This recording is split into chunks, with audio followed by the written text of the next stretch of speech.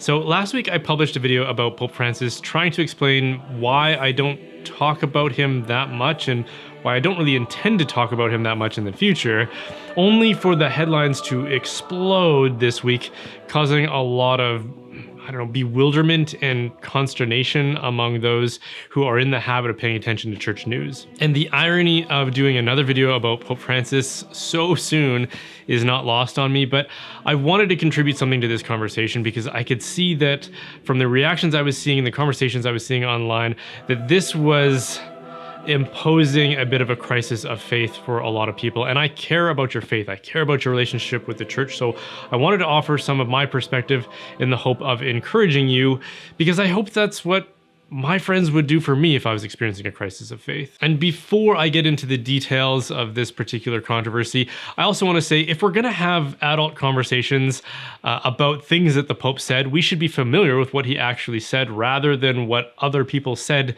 that he said. So please read the document in question, which I will try to remember to link to in the description. At the very least, you could just read the few paragraphs on this particular topic that has a lot of people talking. So I hope that you won't interpret this video as some kind of, defense of what's going on. For the record, I'm not impressed. I think that there's some things that are worthy of criticism here, and I hope that that will be clear if you listen to what I have to say in the full context. So for a very quick explanation for what everyone stirred up about, a handful of Catholic cardinals who were concerned about the direction of the ongoing synod sent a dubia to Pope Francis asking for clarification about some of their concerns. And now, unfortunately, dubias have acquired a bit of a negative association, but not for any good reason that I can see of. They are a normal part of the habits and practices of the church.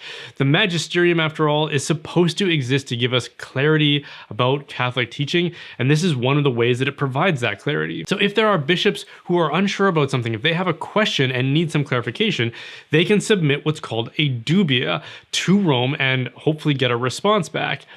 This isn't some kind of act of rebellion. It's an act of dialogue that anyone concerned with pastoral care should be happy to respond to and to participate in. And one of the questions in this particular dubia that was recently submitted was related to proposed blessings of same-sex relationships as such, which some of the prominent delegates of this particular synod have expressed some sympathy or maybe even encouragement for. And Pope Francis responded to the dubia.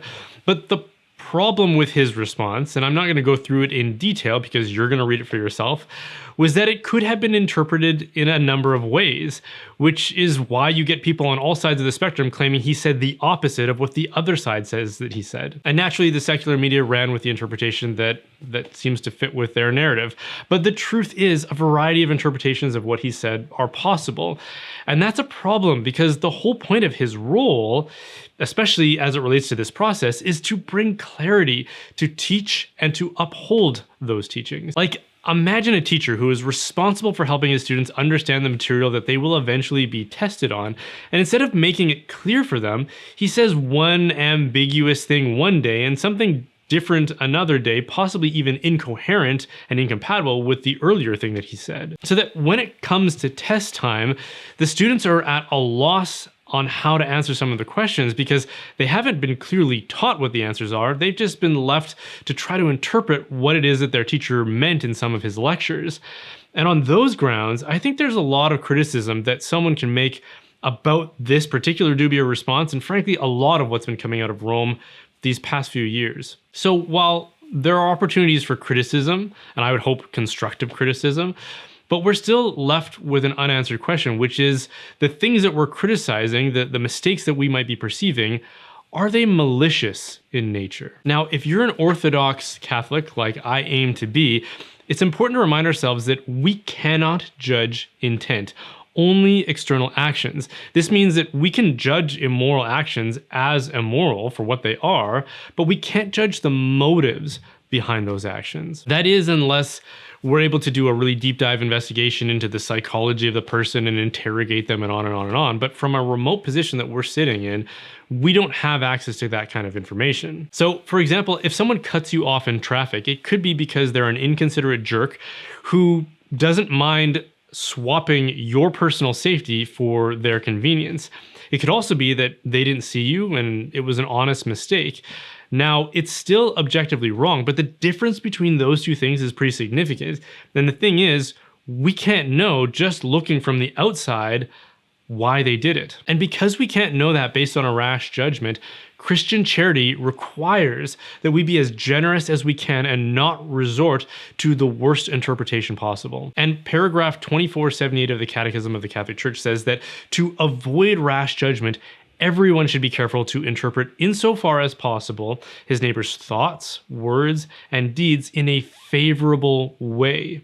And then it goes on to quote St. Ignatius with this. I gotta just grab my trusty catechism, see what it actually says. It says, every good Christian ought to be more ready to give a favorable interpretation to another's statement than to condemn it. So that leaves a big question hanging over my mind, which is there a favorable way to interpret this Dubia response, which is so ambiguous that some people can walk away with one interpretation and others can walk away with the exact opposite interpretation? Now, before I try to answer that, let me first say that I'm not claiming this is the right interpretation of what's going on, but it is an attempt to find the most generous or favorable interpretation that I can think of. And in order to try to answer that question, I'd like to revisit my own experience at the time when I was exploring Catholicism for myself, before I was a convert, because it actually relates to this topic as well. It was around the same time that same-sex marriage was being debated here in Canada.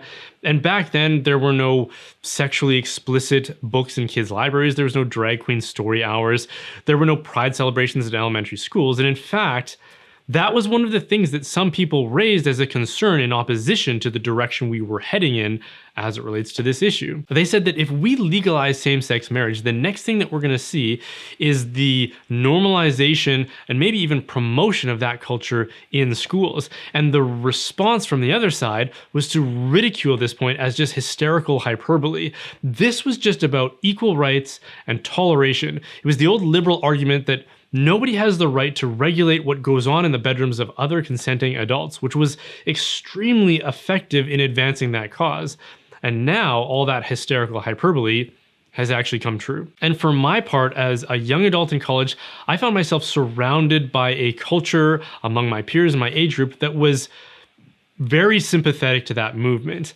And furthermore, at the same time, as someone who was kind of warming up to Christianity, the almost unanimous reason people gave for why they weren't a church-going person was because Christianity was so intolerant and unwelcoming. So for a young person like me who wanted to find common ground and not suffer too much social isolation from my peers, if I was asked about this topic, my first instinct was always to try to soften the language and to make whatever concessions I could. Because the truth of the church's teachings were important to me, but overcoming the stereotypes about being hateful and bigoted was also really important, especially if we were ever going to reach people who might otherwise be persuaded by evangelistic efforts. And at the same time, I was also in the habit of attending an evangelical church in which the pastor was trying to walk a fine line on this topic so that those of us who were aiming towards orthodoxy, we could say, yeah, he's orthodox, but he's also just trying to be diplomatic here. He would say things like,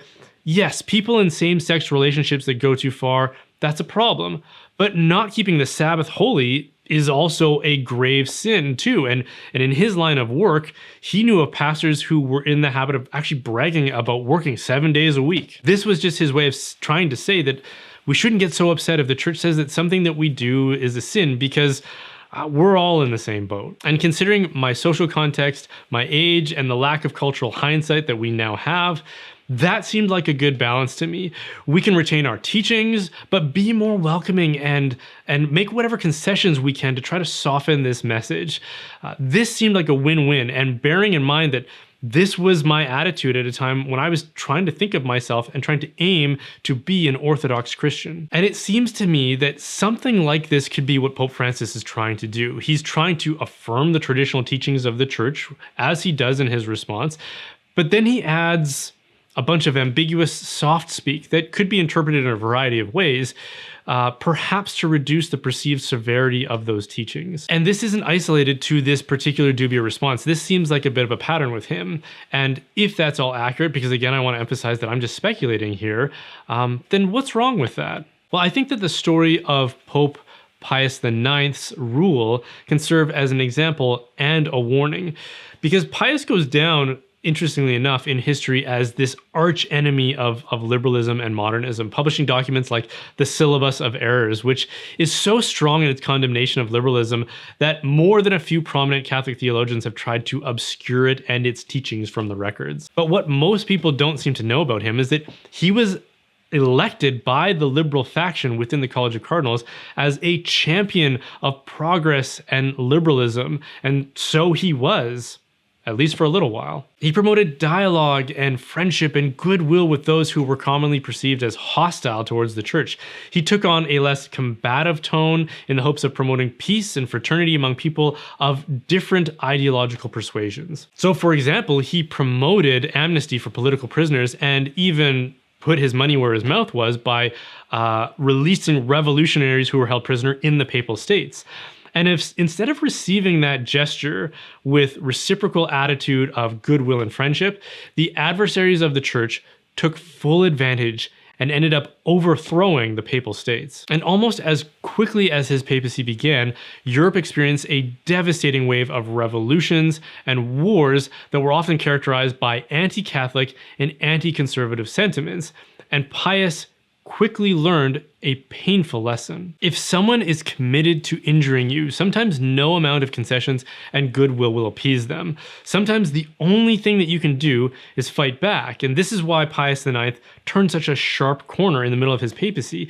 He demonstrated goodwill and generosity to those who were hostile towards the church, and instead of returning the favor, they took full advantage of his concessions and stabbed him in the back. Excessive generosity is not a virtue. Virtues are always found in the balance or the mean between excess and deficiency. For example, if I give my entire month's income in wages to someone in need, that could be perceived as generous. But what if that reduces my wife and children to starvation? Well, that would obviously not be a virtuous thing to do. It would be excessive and imprudent. And anyone studied in the history of the 20th century will tell you that this kind of diplomacy was exercised to disastrous effect in the 1930s as Nazi Germany was growing in strength. Winston Churchill, who was the Prime Minister of Great Britain for a time during the war, said that World War II, the most bloody and horrific conflict in all of human history, was also the most easily avoidable. Because Hitler had showed all the warning signs. He had been pretty upfront and explicit that he intended to do what he ended up doing. But up until the 1930s, he didn't have the means to do it.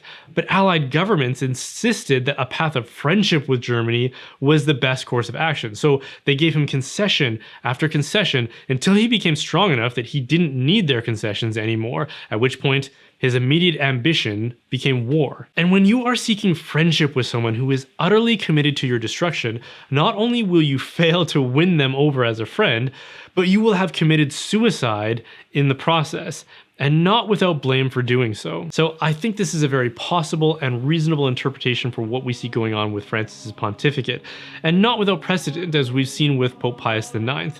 And if this is accurate, I would say it relieves us from some of the more anger-inducing interpretations of what's going on in the church today. Because a mistake made out of excessive generosity or naivety is nowhere near as bad as one done out of malice. But it would still be a mistake and worthy of criticism nonetheless. Hey, thanks for watching that, especially if you made it this far. If you want to show me some appreciation, you can like and subscribe, or check out my website, brianholdsworth.ca, for other ways that you can support me. You can also check out one of my sponsors, which is Real Estate for Life, who hosts a network of real estate agents who will likely share your pro-family, pro-Christian, pro-life values, which is really important when it comes to making a big decision like buying a home. So check them out at realestateforlife.org.